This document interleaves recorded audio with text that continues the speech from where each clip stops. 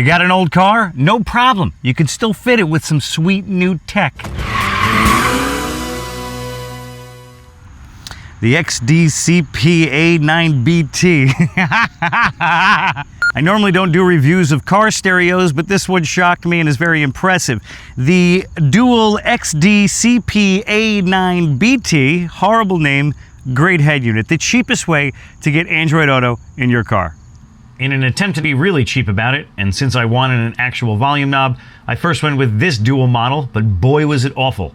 You were better off singing to yourself than using this. It was one of the only head units that hurt my ears. Everything sounded like an AM radio. I ended up going with this model instead, since it had more screen real estate, Apple CarPlay and Android Auto support, as well as RCAs for a sub. I've used Dual before and thought they made decent products. Also, I had a wiring harness already wired from an older Dual head unit, so while I wanted a $500 Pioneer or Kenwood, I knew it might not have been as plug and play as this one, and I certainly didn't want to spend the extra money. For $167, this is one of the best head units I've seen.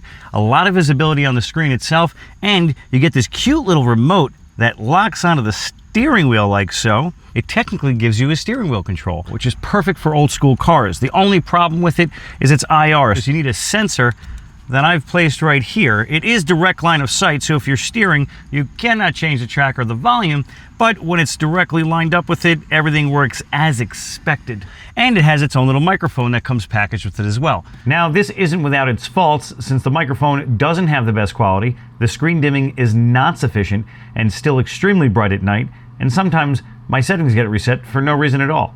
Having said that, it's about what I'd expect for a double-din, full-screen radio with the features it has. It's a great solution for someone who needs a map with clear controls and visibility. It has enough processing power to whip around the menus quickly and to provide a smooth transition when scrolling through the map. Sure, the blacks are horrendous, with everything looking damn near white when you know the color should be clearly black, but again, it's $167, so I can forgive these shortcomings. The sound it provides is more than decent. While not rivaling more expensive units, its EQ works well and the Bluetooth works without issue.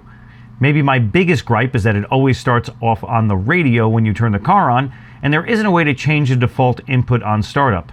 Lastly, one other drawback are the touch-sensitive buttons on the side of the screen. They're pretty much useless, but what do you care? You got steering wheel controls now. I would always recommend a nicer head unit than this, but if you're leaning on the inexpensive side, this is your guy. If you like what you watched here, like and subscribe. If not, let me know why in the comments. I thank you kindly for watching. Obi! Where? Ah! Go to my camera! Go to my camera! Alright, cease production! Cease production!